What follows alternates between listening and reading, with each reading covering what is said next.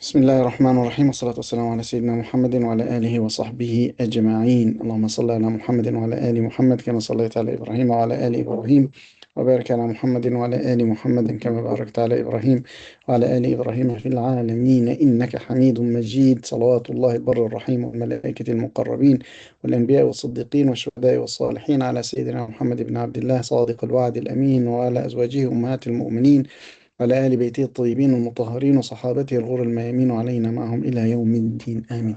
Welcome back to the third episode of The Marvels of the Heart, or Islamic Psychology 102, where we review and have a close reading of Imam Abu Hamid al-Ghazali's book, Marvels of the Heart. And we finished the introduction in the first session in chapter number 1 on the meanings of the four words قلب عقل روح and nafs. We just finished the understanding of these meanings. And chapter number 2, Sheikh Abu Hamid al-Ghazali, Hujjat al-Islam, gives us an exposition of the armies of the heart. So how the heart, the spiritual qalb, how the qalb functions, how the spiritual qalb functions, and how its powers are like. So we can read from the book and comment on it, and we can look at the presentation and then return to the book if we need, inshallah. I'll try to make my presentation in 30 minutes only, so that I give the half of the class for discussion and for questions and reflections, inshallah. So this is what we covered last time. The kingdom of the heart. We said that there is the physical realm, the malakut, and the metaphysical realm, and the mulk. The mulk is the physical realm, and the metaphysical realm is the malakut. We said there is a bigger, conceptualization of the different realms in Islam, but we'll just be using these two for the time being. We said that the heart has got a physical form, which is the pump of blood, and then the other meaning, which is spiritual, is the true self. We looked at the meanings of the word qalb, ruh, nafs, and aql. And Imam Abu Hamid al-Ghazali says that these are four words, but they have 5 meanings, because each one of them has got a physical meaning, and all of them together have got one unified meaning spiritually, which is al-latifa al-rabbaniyah. He called it latifa rabbaniyah, the divine subtle essence. And that this divine subtle essence, Latifa Rabbaniya, can be called aql, can be called ruh, can be called nafs, if you look at it from different perspectives and depending on its functions. So it is something like one complete system of the psyche. We see the behavior of the nafs, but below that is the cognition of the aql, and below that is the emotion of the qalb, and below that is the spiritual state of the ruh. We also looked at Nouman Ali Khan explaining that. We looked at the 3 stages of the nafs and more stages of the nafs. And we stopped here at the ranks of the nafs, the Kitab Maratib al-Nafs, if someone is interested in reading more about that. So now the complete architecture gets us into this kind of graphic organization of that. So this is the system of the psyche. All of it is called Latifa Rabbaniya. The Latifa Rabbaniya has got the celestial part, which is the spirit, the ruh, that keeps pulling us upward towards Allah subhanahu wa ta'ala. And it has got a lower part, which is the earthly self, or the nafs, which tries to pull us downward to the material attachment. And between these two is the qalb. The qalb is alternating, mutaqallib, between the ruh and the nafs. And the qalb is aided by the power of the intellect, the aql. So the aql is not a component, but it is a power, one of the powers of the qalb, as Imam Abu Hamid al-Ghazali will tell us.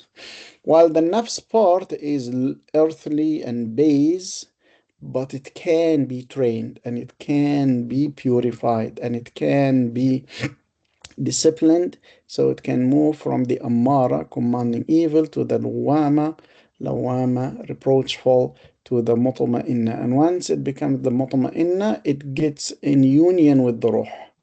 So the nafs gets in union with the ruh, and they all travel to Allah subhanahu wa ta'ala in this mutma'inna, tranquility, contented, comfort case. One of the scholars said, subhanallah, we know that the disconnected letters in the Quran, alif lam mim, alif lam ra, kaf, ha, ya, ayn, and sad, no one knows exactly what the meaning is, but there are some attempts to understand the meanings, and so each one is trying to say something that makes sense in part. So this scholar said, as Allah subhanahu wa ta'ala says to us in Surah Al-Fatiha, Ihdina as-sirat al-mustaqim, Ya Allah, guide us to the straight path. The next page, he starts by the answer, and the answer is Alif Lam Mim. And Alif means Ammara, Lam means Lawama, and Mim means Mutma'inna, which means that in order to get the guidance, move on this scale from the Ammara through the Lawama to the Mutma'inna, because ذَلِكَ الْكِتَاب, this is the contract. This is the book. This is the prescription. Also, the word kitab means a prescription. So this is the prescription for you. We don't say that this is the only meaning of Alif Lam Mim, but this is one way of looking at the meanings of the disconnected letters. Wallahu a'lam. Now, Imam Abu Hamid al-Ghazali goes on to tell us that this qalb, the spiritual heart, travels to Allah subhanahu wa ta'ala. And as he travels to Allah subhanahu wa ta'ala, he needs armies. وَمَا يَعْلَمُ جُنُودَ رَبِّكَ إِلَّا هُ. And only your Lord knows about the armies of your Lord. And in the hadith, Rasulullah sallallahu alaihi wasallam says, Al-arwahu junud mujannada. Souls are armed forces or armed armies that are lined armies. So these armies are created with an inherent disposition to obey the heart. So the heart is in fact referring to the awareness and the human free will. They function as servants and helpers, and they cannot rebel against the qalb. So they are like the angels with Allah subhanahu wa ta'ala, وَلِلَّهِ الْمَثَلُ الْأَعْلَى. So they are like angels too with Allah subhanahu wa ta'ala, وَلِلَّهِ الْمَثَلُ الْأَعْلَى. The angels say they obey Allah subhanahu wa ta'ala. لا يعصون الله ما أمرهم ويفعلون ما يؤمرون. So Imam Abu Hamid al-Ghazali says that your qalb, each human being's qalb, spiritual heart, has got control over the organs of the body. So the organs of the body are just servants to the heart and helpers to the heart, and they cannot rebel against the heart.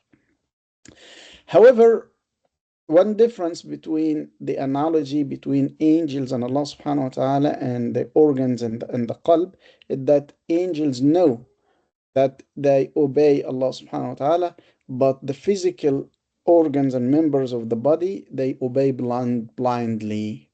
So if you would like to open your eye, the qalb gives the order to the eye to open, and the eye cannot disobey.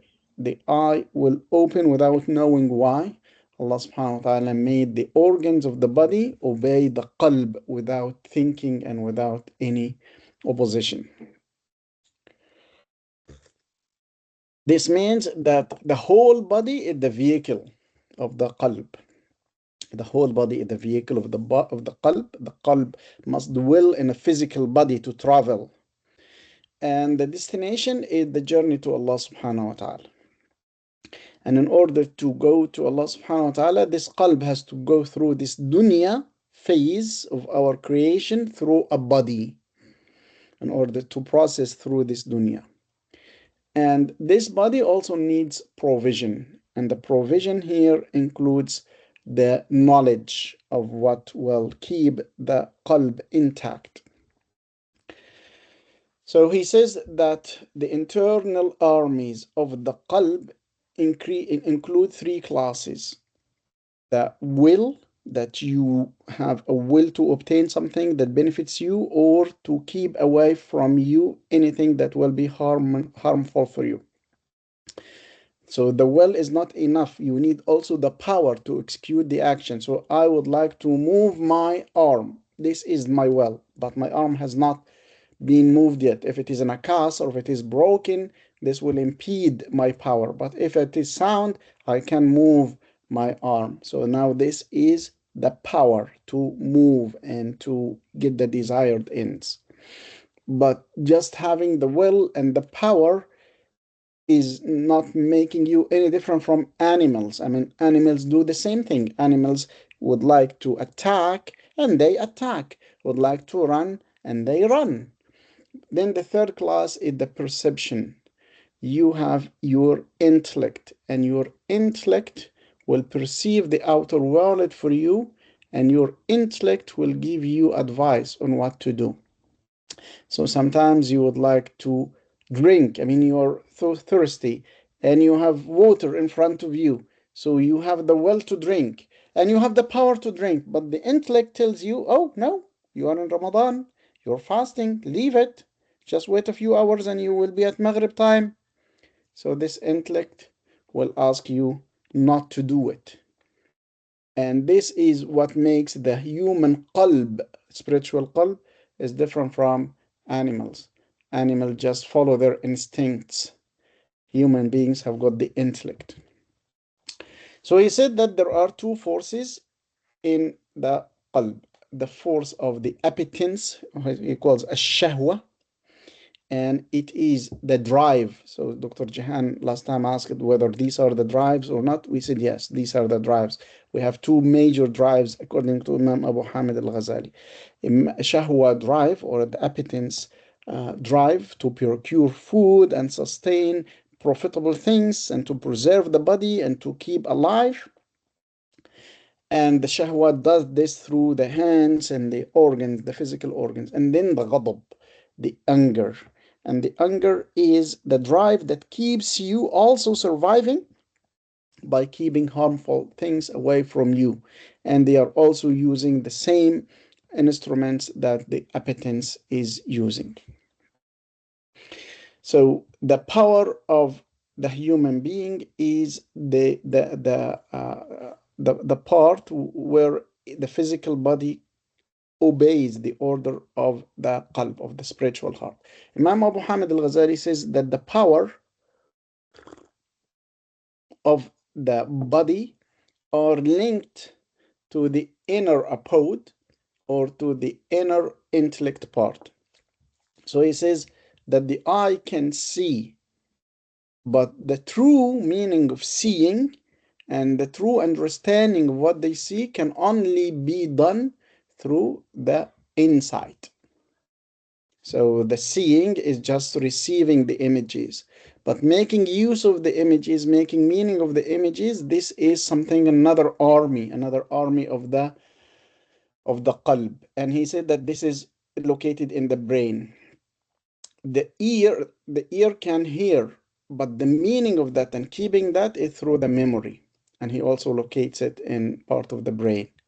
The smell can come from the organ of the nose, but the reflection on that also, this is an inner abode.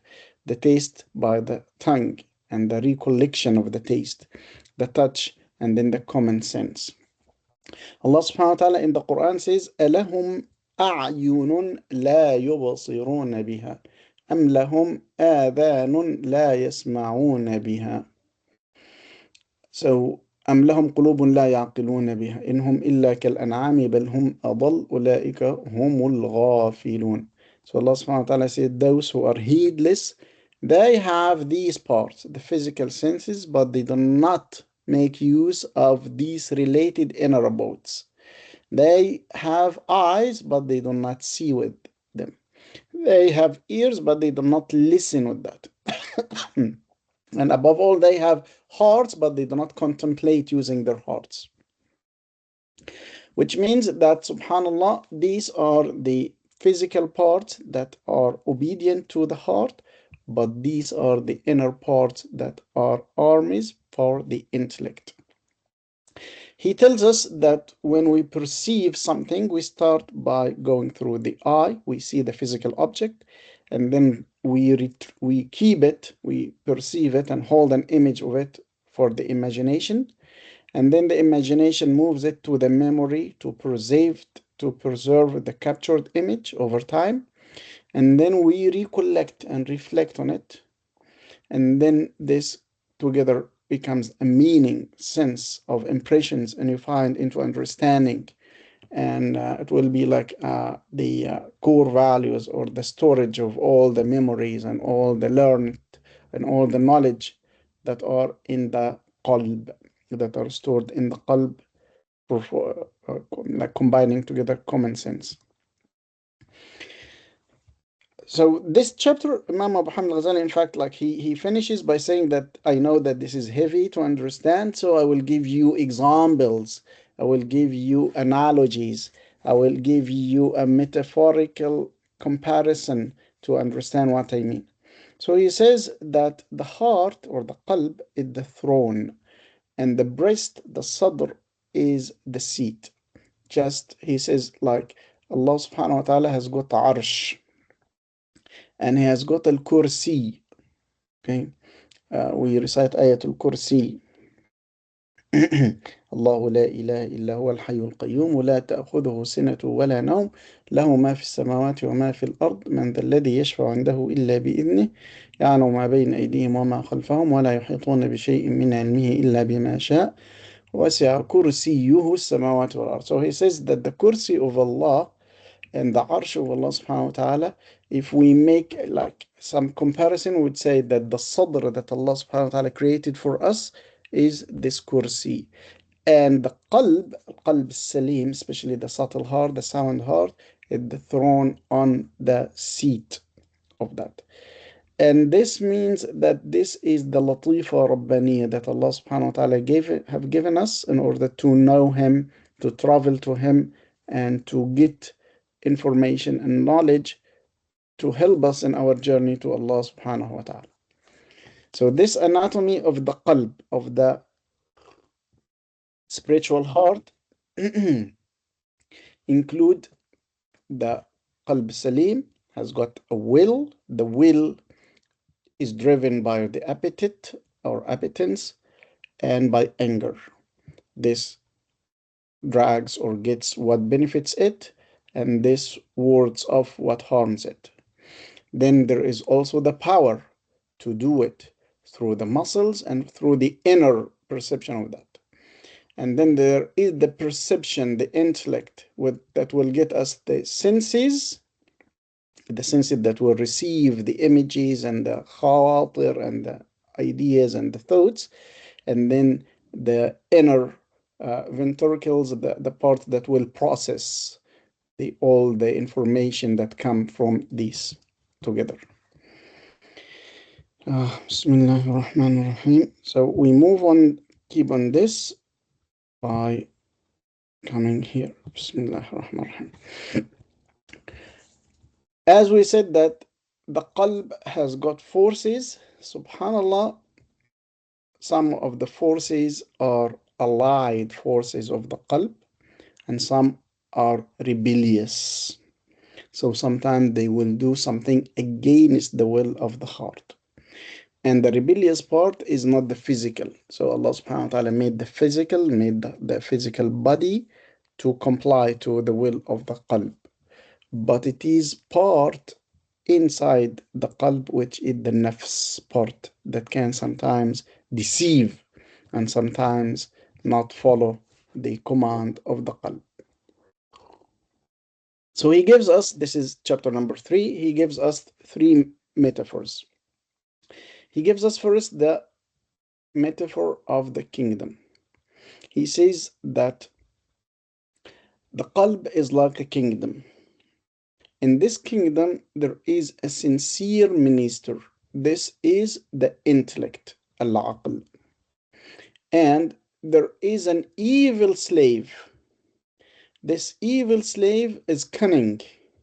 this evil slave is just wanting and waiting for any chance to deceive and to harm, because it needs anything for their own benefit, but not thinking about the others and not thinking about al-akhirah in any way. He is a very evil slave. And then there is the chief of the police, who is anger.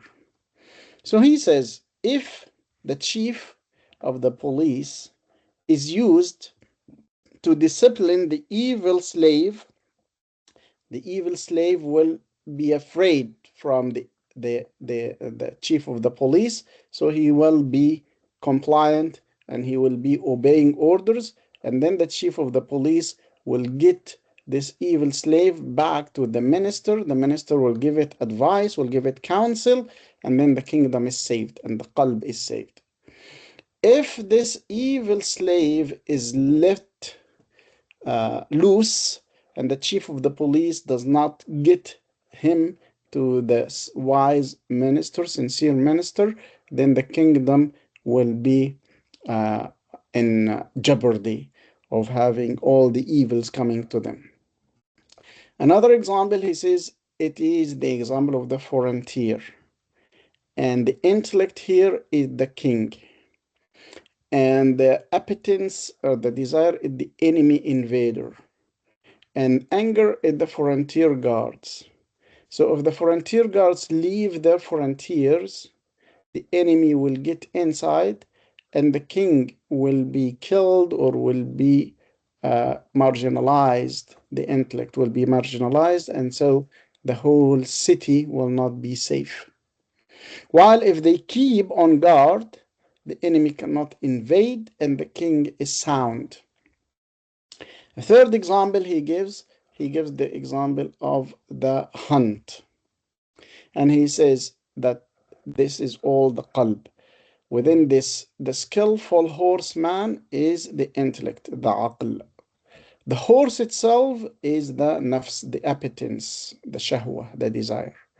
And this horseman has got a dog, hunting dog.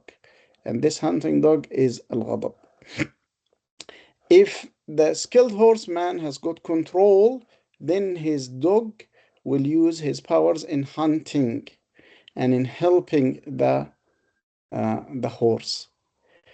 And the horse will be complying and following the commands of the horseman. If the horseman leaves the dog at loose, it will be causing trouble, it will be biting people, and it will not hunt anything. And the horse itself will be also rebellious. It will not follow the orders of the horseman, and so the horseman himself will become clumsy, and the whole heart or the whole qalb will be open to distractions and to sins. Let's see what Imam Abu Hamid al-Ghazali exactly says about this. So he said that two armies, the irada, the azima, the idrak, and the qudra. And then he gives us here the example number one, which is a ruler in the city with the craftsmen and laborers and the sincere advisor and the evil slave who brings food and provision to the city. While anger is the hamiyya. This is the chief of the police. The slave who brings the provision is a liar, a deceiver, an impostor, a malicious person. But he plays the part of a sincere advisor. So you see how he is vicious. He is playing something outside, while beneath there is dreadful evil and deadly poison.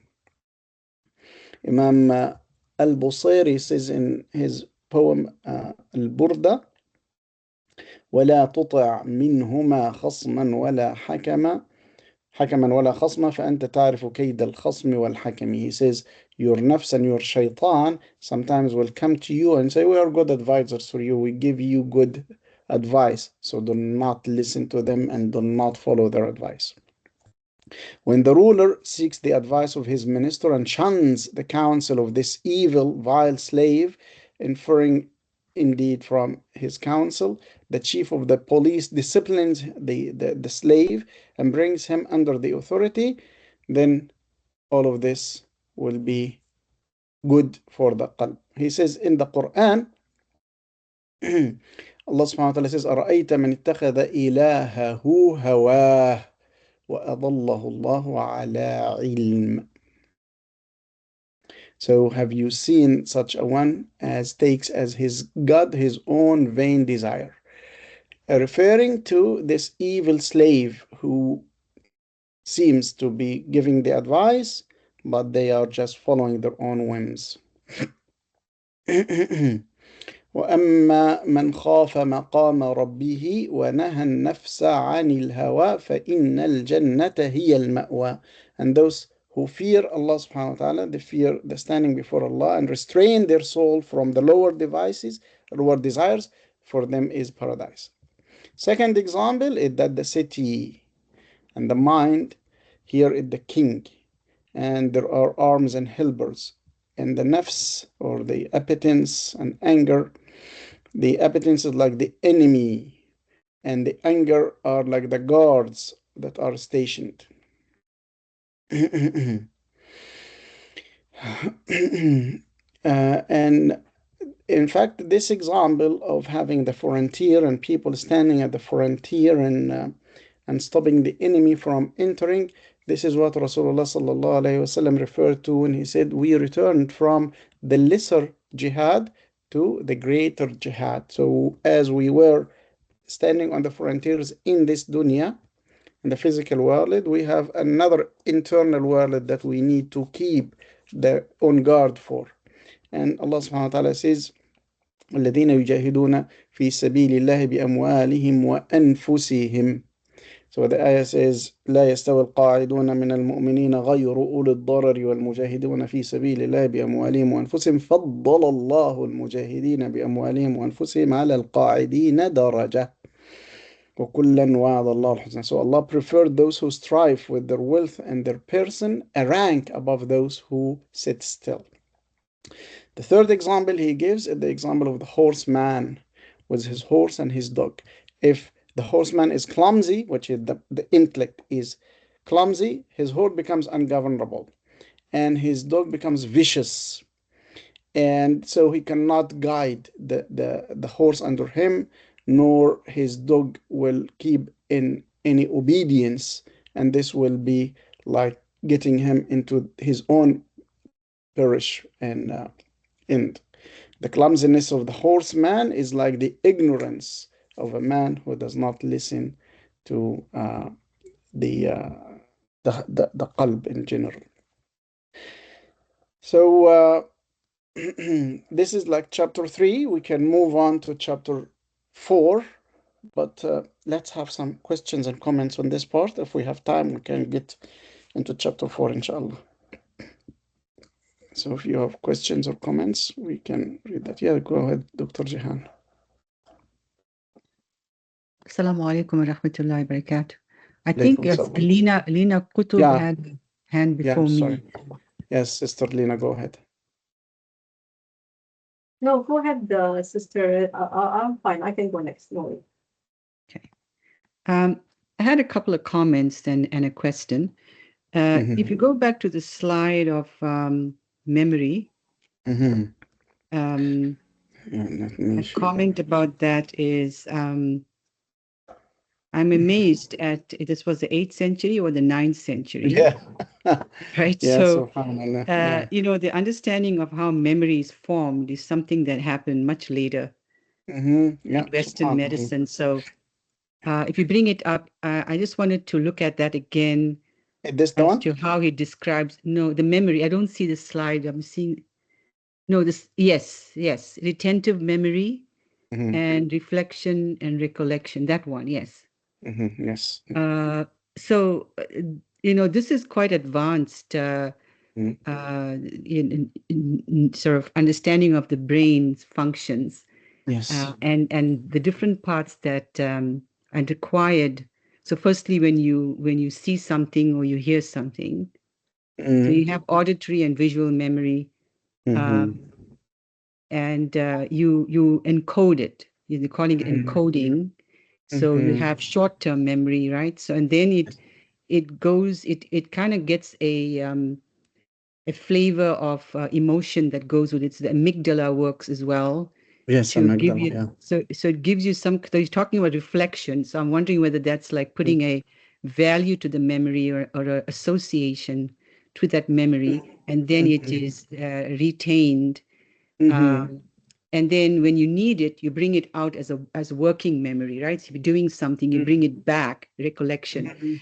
So that is pretty detailed for someone in the 8th or 9th century to understand. So I don't know how he did it and what kind of studies he did to understand it, because it took me a long time and to really understand memory, just that one cognitive function in my studies as well. So I'm very interested in that. Secondly, my question of the brain. So what we learn about the brain is that so basically it's a hind brain and a forebrain. And what we describe as animal instincts, animal behavior, and drives comes from the hind brain. And what makes us human is the forebrain and the frontal lobes particularly. So that's where you have you have abstract thinking, insight, judgment, ability to process information. So a lot of the cognitive processes happen in the frontal lobe, except for the memory, which is in another part. So parts of what Imam Ghazali says is he describes as happening in the heart is actually what we learn as happening in the brain. But he also describes some functions of perception and memory as being in the brain. Yes. So I don't know whether Western medicine has missed, whether Kalb is actually describing the forebrain. Like to me, it seems like the Kalb is the forebrain. That's where your higher order thinking happens, which makes us human. And more recently they were talking about the God particle in the brain. What happens to the brain when you pray and when you become more spiritual? So in modern terms, is the Kalb actually the frontal lobes of the brain? That's my kind of I was thinking of that as you were speaking. And the perception, when you talk about perception, that's also frontal lobe. When you talk about the movements of the body, that's the motor system of the brain. But you described, Imam Ghazali talks about, I don't know whether he actually means the heart is the one that gives commands to the muscles to move, whereas it is actually the motor system of the brain that gives you, if you're looking at physiology, study of physiology. What are your thoughts on that? I know I took a long time to kind of get to the point. No, yeah, it's important. Yeah, جزاكم الله خير. Yeah. Yeah, بارك الله فيك يا دكتورة جهان, ما شاء الله. Yeah, so it's interesting that Imam Abu Hamid al-Ghazali mentions all these stages of perception, but what is more amazing and marvelous, in fact, is that he differentiates between short-term memory and long-term memory. And he said and working memory too. Yes. Yeah. And he said that the short-term memory, the first time we have like an experience, it is stored in the frontal lobe. So he tells us that this was in the part of the brain in the frontal part. He knew And about then, the frontal lobe. yeah, I mean, we'll show you it in the book. I'm just blown away. I'm blown away. He tells us that this is in the front part of the brain, and then when it is stored, it will come to the back part of the brain. So he is even telling us where this is stored in the brain itself. So The let me hippocampus? just, Did he say? yeah, Well, let me see what he hippocampus said. is in the temporal lobe, so I'm not sure. He means further back, maybe? Yeah. So he said the imaginative faculty whose seat is in the front of the brain. Of the brain, yes, yes. Yeah. And then he said the faculty of retentive memory, al-hafiza, whose seat is at the back of the brain, acts as the storage keeper. So That's he is the amygdala. yeah. No, sorry, not amygdala, hippocampus. Yeah, hippocampus Yeah. at the back of the brain. So now Abu Hamid al-Ghazali, Imam Abu Hamid al-Ghazali makes the difference between the spiritual aspects or the spiritual components and the body components. So he says that this Latifa Rabbaniya, this divine subtle essence, cannot be seen under PT scan, for example, cannot be weighed, cannot be measured, but it has some attachment. He says, لها تعلق. It has some attachment to parts of the body. So he says that it exists, so this Latifa Rabbaniya exists in the sadr, in the chest of the human being. And then its nur, its light, is reflected on the brain. So the place is in the sadr. Its light is reflected on the brain, and so the brain functions based on the light that is reflected from the spiritual qalb. And then he says also that the part that has got the irada in it has got some connection or some attachment to the physical qalb. So the physical qalb itself has got some memories, has got some will to do something. And the light of this spiritual qalb is reflected on the brain. And so the relationship between the brain and the spiritual heart is like a mirror that reflects what is in the spiritual heart. And all the body then will be the servants and the armies of this spiritual qalb. That's why once this qalb leaves the body, all the body is dead. Okay? However, there is ruh hayawani. The ruh hayawani, this animalistic ruh or animalistic spirit, is still there. And this animalistic spirit is the first one that enters the body and the last one that leaves the body. It enters the body in the womb of the mother, and it leaves the body after the brain shuts off. Still, the qalb can still be pumping because the ruh hayawani is still there. There are differences among scholars whether the human being will be asked in the grave after the ruh hayawani leaves, or will he be asked in the grave even when part of the human being is still outside? Like, for example, for heart transplants. So someone is in the grave, but his heart is still pumping blood in the body of another person. And this heart is not totally just physical, it has some memories of the old life of another person. And there are wonderful studies that tell us that people who have got transplanted hearts, transformed hearts, they keep some memories from other people. They get some taste for other things. They speak languages that they didn't even think they could speak. So it still has some kind of spiritual or supernatural thing. So with all of this, we just try to approach how Imam Abu Hamid al-Ghazali is presenting to us the concept of qalb as the whole Latifa Rabbaniya. It is not the brain only. It is not the pump, the qalb, the heart only. It is not any of the limbs only, but he is like a master, and that's why he's giving us these examples. Like he is the king, and these are the guards, and these are the wise minister, and this is the bad slave that he is governing. Uh, if you are interested in how did he know this, how did he go through this, in fact, we have 5 chapters in the book that I'm not sure now whether we should study them in details or not, only about how the Sufis get their mystical experiences. So it is not about empiricism, it is about kashf and ilham. It is about inspiration from Allah, how the kashf and the ilham and the inspiration happens to these people, and how their qalb will accept this knowledge and will be sinking. And he gives us hints of this when he talks about prophethood, that Anbiya and then Awliya, the saints, and then Hukama, the wise ones, and then Ulama. So he says people are those Al-Ghafilun, the heedless, and then we have Al-Ulama. But the Ulama are just the lowest level of knowledge. Above Al-Ulama comes Al-Hukama, the wise ones, like Luqman, For example, Luqman is known as Al-Hakim. Above Al-Hukama comes Al-Awliya, like Al-Khidr. Al-Khidr was from Al-Awliya. And above Al-Awliya and the top of that would be Al-Anbiya.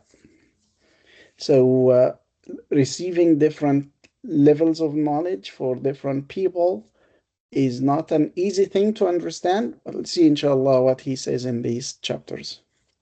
So I had one more comment to make about when you said when the animalistic, did you say the animalistic heart or did you say the animalistic ruh? Ruh. Yeah. So we have when we have people who are brain dead. And the question is, do we continue to support the body because the heart continues beating, the lungs continue breathing. We keep them alive by supporting using ventilators and trying to keep them alive, keep the body alive. But at some point you have to decide, should we turn off this life support because the person is brain dead? Right? But the heart can continue, the body can continue to survive.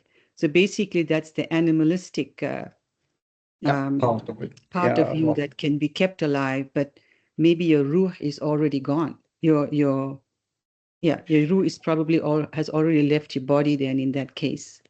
Yeah. Like if you're a Muslim, like if you're in Islam, if you're brain dead, has your ruh already left your body?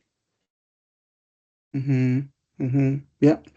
There are different arguments about this. What marks the death of a human being? Is it the body, or is it the brain stem, or is it the heart, the physical heart? Is it the qalb? And so there is a fiqhi definition of death, and there is a medical definition of death. Yeah, and these different definitions are important to because based on this there will be rulings for inheritance, there will be rulings also for carrying and transplanting and donating some of the organs or not. So this is not an easy thing to discuss it, because there are books and books on that. But I can share with you an interesting study on the meaning of death and some experiences of people who received transplanted hearts, and how their life changed after that spiritually. Some of them even accepted Islam while they have no knowledge about it before. Some started talking another language, and some even stopped talking their own language and they started talking another language, a totally different language. Which means that what was transplanted was not just a pump of blood. There was more than this that was carried on into their bodies. Yeah, subhanallah. Jazakallah khair. I didn't mean to dominate the whole discussion. Sorry about that. No problem. Inshallah, still have time. Alhamdulillah. Yeah, Sister Lena and Brother Osama. Sister Lena, you have something? Yeah, I have 3 questions. Well, I'll try to gather my thoughts, because they're scattered with this conversation and the discussion session. If you can go back to the first, I believe, slide that displays the circle and the arrows of the ruh, nafs, aql, qalb. This one?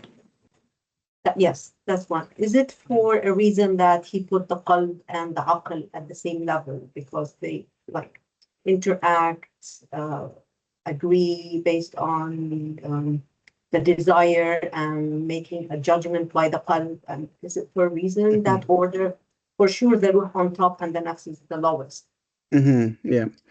That's so a question. And I'll ask second question. You mentioned that the qalb that gives the order, but we know that in the Quran, I think in the Quran or the Hadith, that's where I get mixed up. Kun fayakun. So the order, the blink of the eye is by kun fayakun. It goes dead and it comes back to alive. Any movement that we do, we are unaware of it, like kun fayakun. So is it by the order of Allah or the order of God created the power in the qalb that guides that move? And the third question is related when you said the qalb has three army: willpower and perception. Perception, yes. Is the perception correct? Is it Yes. by the intelligence base? Is it based on our previous experience, or I mean, how does that? I don't understand that part. Is it based on prior experience that we have? We reflect on that, or? Okay. Jazakumullah khair. So I'll try to remember each one of the questions in order, inshallah. So the first thing about the diagram. So the diagram showed the relationship between the different components of the psyche. Imam Abu Hamid al-Ghazali called all of this Latifa Rabbaniya. So Latifa Rabbaniya in the core, but it also refers to every part of that. And the three main components are the ruh, the qalb in the middle, and then the nafs. Okay, aql is not a component. Aql is a property of the qalb. Aql is a faculty of the qalb. Also take into consideration that this is an AI generated, so it is not as precise as we may think of. So in fact, the word aql here should not be like added as a component. It is just one of the faculties of the qalb. Allah subhanahu wa ta'ala in the Quran says, أَلَهُمْ قُلُوبٌ يَعْقِلُونَ بِهَا. So they have qalbs with which they practice aql. So aql is a process. And this process is a property of the qalb. That's why we call it intellect, or we call it a faculty of perception and awareness. So this is like for your first question. And as we go through the chapters, we find that Imam Abu Hamid al-Ghazali in fact used the word qalb to refer to everything, to refer to all of this. Because he said that the qalb has got the armies, and then he mentioned the appetites and the anger, and this is related more to the nafs. And he said that he has a wise minister, and this is related to the process of aql. And then he says that he has also guidance received and knowledge that comes through ilham, and this comes through the ruh. So all of this is in a way the qalb. In the core of it is the qalb, and he just gave them all the name Latifa Rabbaniya, a divine essence, divine subtle essence. So in short, the aql is not a component. Aql is just a property of qalb. When we think, is the qalb is the one that thinks, and the brain is a reflection of the nur, of the light of this qalb. Once they practice the intellect, it is something like if you would like to use your hand to grab something, so you use your hand. The same thing happens if you are thinking about something. So the qalb needs some outer vehicle to act through. So it uses the cells that are in the brain. For the second question, which is the order, so the qalb gives orders to the limbs or to the organs of the body. So is this different from kun fayakun? Kun fayakun, this is a divine command. Allah subhanahu wa ta'ala gives the divine command in the realm of malakut. So we said that we have two realms. The first realm is the realm of malakut. Allah subhanahu wa ta'ala gives the order in the realm of malakut here. And it becomes into being in the realm of mulk. So, إنما قولنا لشيء إذا أردناه أن نقول له كن. When we pronounce this ayah, when we recite this ayah, in fact, we have to stop here. Especially the people in Morocco, they have what's called al-waqf al-hibti. So they stop on kun only. And then they start by saying fayakun. And one reason at that, because Allah subhanahu wa ta'ala would say kun only. He would say kun, and then it will exist. He will not say kun fayakun. He will say only kun. So the word kun ends here on this barrier, and fayakun comes to this world. So kun is from this world. Fayakun comes to this world. One of the salihin and of the arifin once said that the whole world that we live in is only between the two dots in kun fayakun. And we are just looking at the two dots of kun fayakun. Noon, the dot of the noon. Okay, yeah, this is interesting. Now, the Maghariba in their Mus'haf, there is no dot on the noon. They do not write the dot on the noon, which means it is not meant to be the dot of the noon, because this is from a different realm. We are away from this realm. So it is the dots in fayakun, because this is where we are now. So what are the dots on fayakun, on the word fayakun? The fa for Maghariba is underneath the letter. I would like to show that to you. I'm not sure how I can show this. Okay, just give me a moment. I will show you a picture of what I mean by this. Bismillah ar-Rahman ar-Rahim.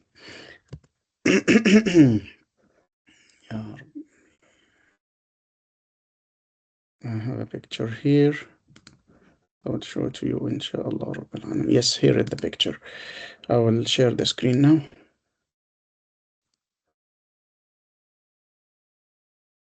So this is how it looks like. This is how kun fayakun looks like in the Maghariba Masahif. For Maghariba, if a noon at the end of a word, they do not put the dot. Okay, so the whole word, the word kun doesn't have any dots. And then this sad here means this is waqf. You have to stop. Now fayakun, the fa for Maghariba has got a dot underneath it. So Mashariqa, people who were in the Middle Eastern area, as we call it now, they chose to put a dot above the fa and two dots above the qaf. Maghariba, they choose to put one dot above the qaf and one dot below the fa to make the difference. So this is a fa. And then this is a noon, and it is at the end of the word, so there is no dot. So we are only left with these two dots, the dots after fayakun.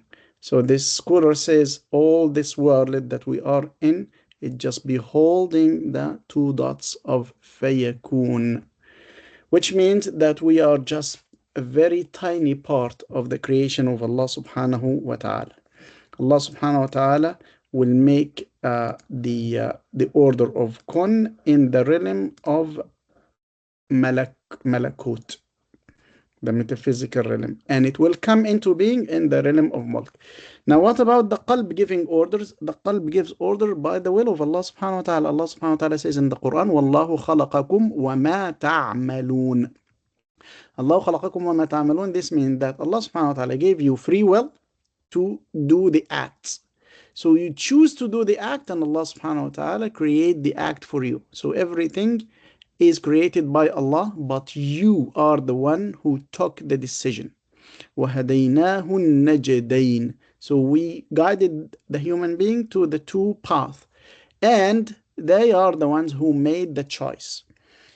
One question that I received yesterday was that if like tyrants in this dunya have done many sins all their lives, and then they will be tortured in hellfire forever. So if this injustice, because they only sinned and they only transgressed for 70 years, 80 years, or 100 years. So why shouldn't they just have punishment for 70 years or 100 years, not everlasting, not all the time in Jahannam? And the answer to that is what Allah subhanahu wa ta'ala tells us, وَلَوْ رُدُّوا لَعَادُوا لِمَا نُهُوا عَنْهُ. Allah knows that if they were to return and if they were to live eternally, they will continue doing the same thing. So it is their own choice. When the heart have got this free will and it gives the order to the body obeys. So if the qalb says to the hand or to the eye, do the good deed, they will do the good deed. Do the bad deed, kill someone, they will kill someone. If look at haram, they will look at haram, because they are created by Allah subhanahu wa ta'ala to follow the qalb and to make the will of the qalb actualized.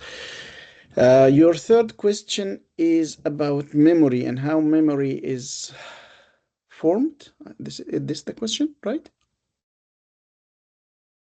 it's related to the third part of the qalb, the willpower and the perception. Yes.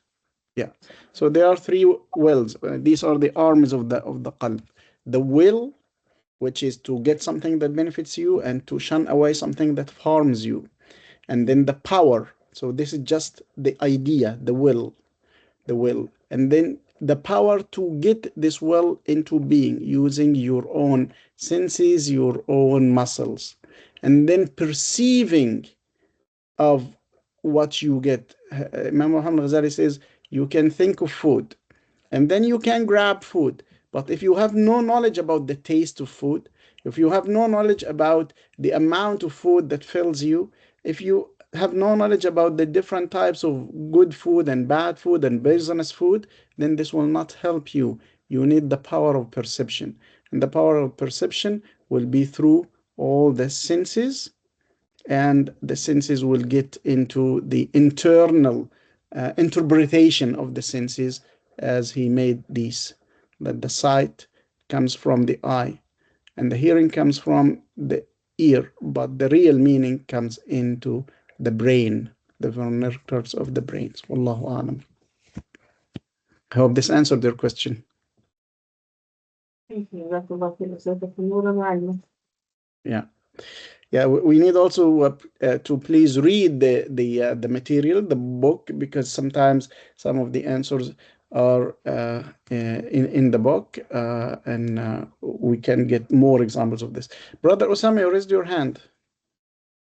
Assalamu alaikum warahmatullah. Alaikum assalam wa barakatuh. Jazakumullah khair for all the new food for thought and all the explanation. I'm kind of lost in between two dots. Between the two dots, yeah. My question is is related to the introduction, the slide that you have just shown, the architecture of our psyche, the four components that Imam Ghazali has mentioned and he brought up in the introduction. The question that came to my mind and started bothering me, like how exactly we can fit in. The question is like, who am I versus what am I? Like what am I gives you the answer, the four components that we are built with, the qalb, the ruh, the nafs, and the aql, right? And I mean, that is our, the body, that this is how we have been created. And this is how I perceive, and please correct me if I'm wrong. And who am I gives us the purpose of life. Like we know our purpose, we are min Allah to ilallah. Right? I mean, Allah subhanahu wa ta'ala has created us just to worship him. We are just his abd. So that's the purpose. That gives us, that answer comes through who I am, right?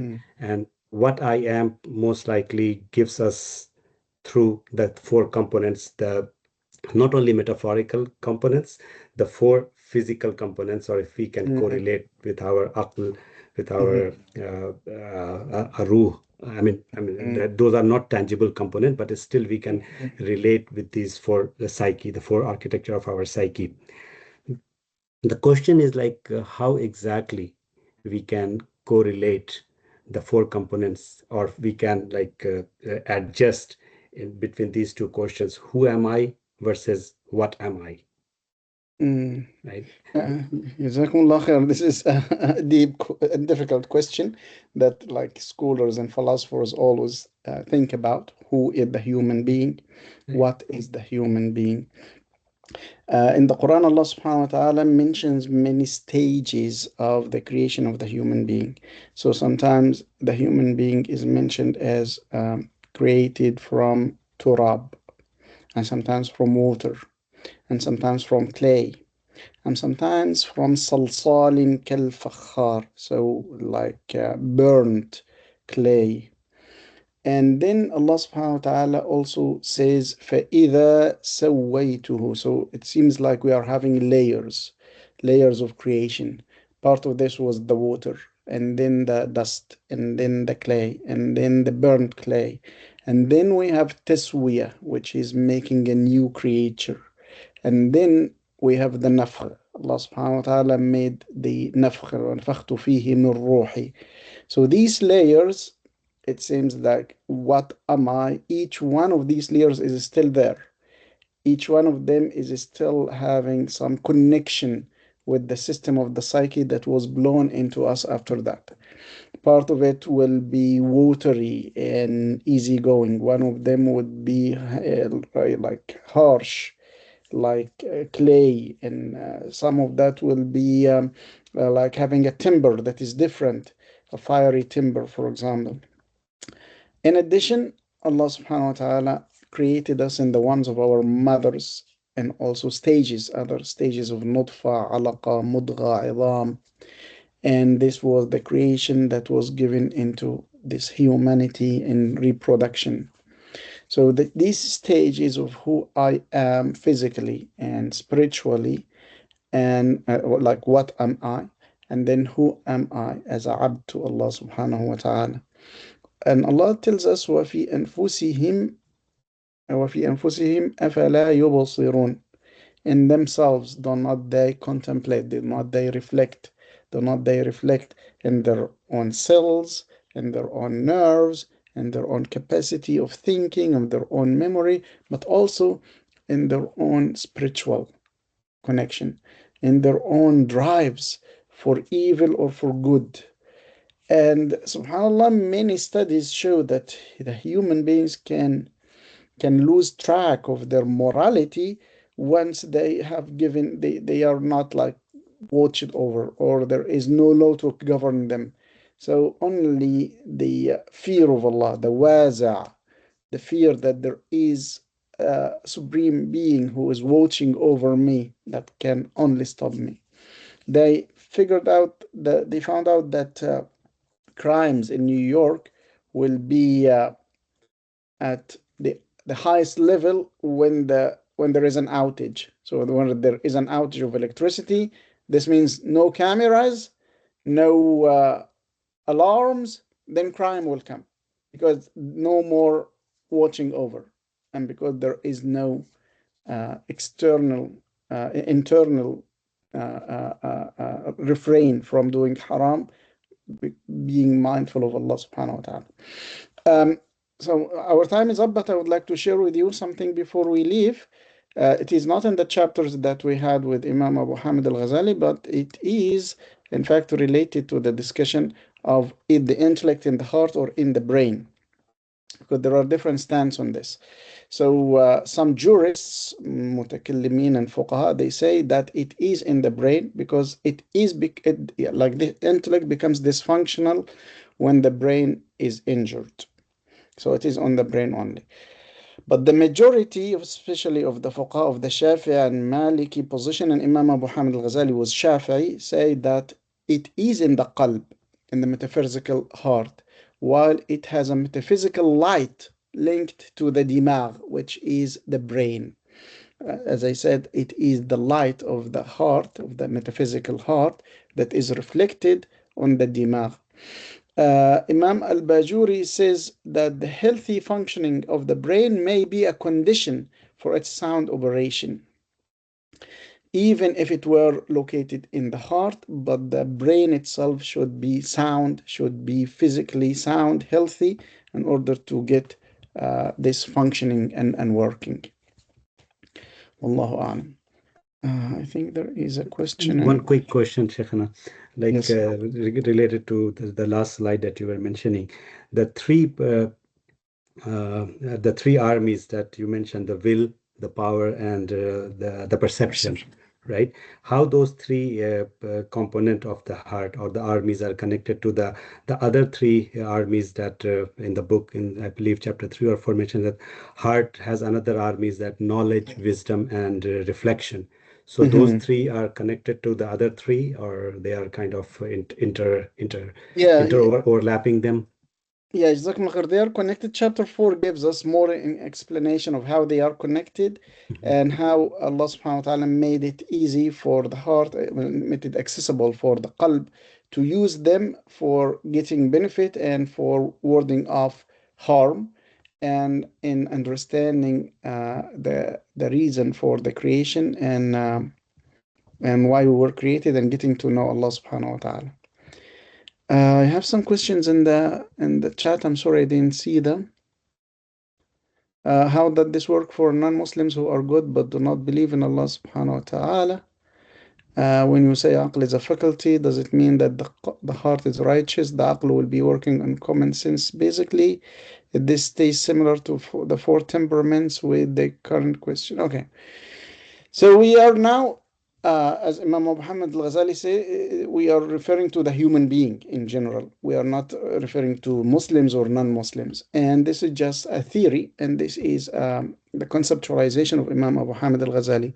If non-Muslims are interested in studying this model, yeah, they are welcome, no problem. But we do not say that they have to believe. I mean, if a non-Muslim doesn't believe in Allah subhanahu wa ta'ala from the beginning, we tell them that this is what we believe in. And this is one of our scholars' conceptualization of psychology. And if you like it, go and study it. If you do not like it, no problem. I mean, there are different other theories and different other models. So it is not meant to be imposed on anyone. And at the same time, it is not part of the aqidah. We know that Allah subhanahu wa ta'ala created for us a qalb that will be accounted in Yawm al-Qiyamah. As a normal Muslim, you do not need to get into more details than this. But as people in psychology, we need to know more on that so that once we have clients coming to us, we understand what is at play, what's happening inside, how their nafs is leading, and how the intellect is weakened, and how we can reinforce the qalb to get into control again. Yeah, I think these are my answers. For the spies, we will inshallah talk about them more on chapter number 4, because Imam Abu Hamid Ghazali gives us more examples about the spies in number 4. If the heart is righteous, there will be common sense. The hadith of Rasulullah sallallahu alaihi wasallam says, "Fil jasadi mudghah," in the body there is a part. If it is sound, then every part is sound. And if it is evil, every part is evil. And then he said, this is the qalb. And this does not refer to the physical qalb. It refers to the latifa rabbaniya. That's why Rasulullah sallallahu alaihi wasallam didn't say udhu. In other hadith, he says, مثل المسلمين كمثل الجسد الواحد إذا تداعى منه عضو. So he used the word عضو, which is a limb or an organ. But in this hadith, he says mudghah. And the word mudghah means a part of the human, that if it is sound. So it doesn't refer to the pump of blood, he refers to the metaphysical heart, the qalb. Dr. Jahan, you raised your hand. Yeah, I just had one other question about Imam Ghazali's sources. Did he use information that is already sort of established from, the Greeks and the Romans, and then he sort of filtered it through the Islamic lens with the Quran and Sunnah? Yeah, the translator of the book gives this in the introduction. He says that he made use of the Hellenistic tibb or medicine, the Aristotelian, the Platon, and other philosophers of their perception of the study of the human body and the human brain. He made use also of Ibn Sina's discoveries in tibb and in medicine, and he combined this through his own spiritual journey. Remember that he has a very special mystic experience for 11 years, and the mystical experience gave him more information that were not accessible to any other person, and he's trying to get this to us, combining the results of other philosophers and his own experience, his own mystical experience. Allahu A'lam. Jazakallah khair. Jazakum, inshallah. So we finished chapter 2 and 3. Next week, inshallah, we'll look at chapter 4, and then we may make a jump to chapter 7, or we may make just a summary of the chapters in the middle, because they are more about the ilham and how we get inspiration for the heart, and not really about the psychology, like the pathology. Chapter 7 will get us into the pathology of the heart and how to treat that and deal with it. جزاكم الله خيرا، تقبل الله منا ومنكم. الفاتحة. بسم الله الرحمن الرحيم، الحمد لله رب العالمين الرحمن الرحيم مالك يوم الدين، إياك نعبد وإياك نستعين، اهدنا الصراط المستقيم صراط الذين أنعمت عليهم غير المغضوب عليهم ولا الضالين آمين. جزاكم الله خير، تقبل الله منا ومنكم، والسلام عليكم ورحمة جزاكم الله خير. الله. السلام عليكم. جزاكم الله خير. جزاك الله خير.